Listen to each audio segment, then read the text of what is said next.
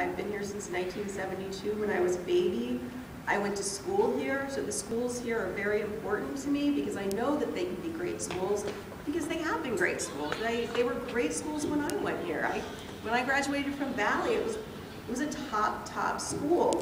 And I will be on the education committee, and I have a lot of local teacher friends who want me to know a lot about education.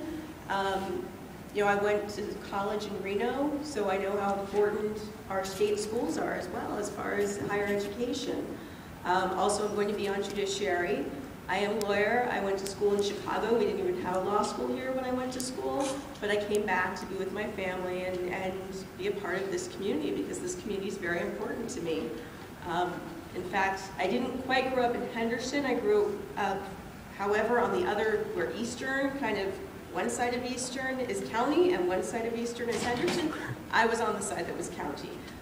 So I've lived in this area since after I graduated and came back. I came right into Henderson and have lived here ever since. And right now, I'm a family law attorney. I've been practicing for, I believe, as of October, it was 14 years.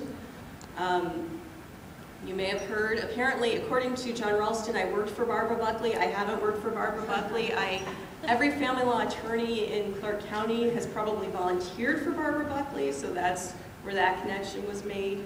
But I'm also active in other volunteer things besides trying to volunteer as much as possible as an attorney, which people don't realize also the state bar pretty much requires of us. I also volunteer locally with Greyhound Rescue. I'm active with my temple, Midbar Kodesh. Active with my family. My 92-year-old grandmother is here. My sister, my mother, my aunt and uncle are all here. So this community is very important to me, and I just want to get to Carson City and find out what's important to everyone and help make Nevada a better place. So I can answer some questions if anyone's got any.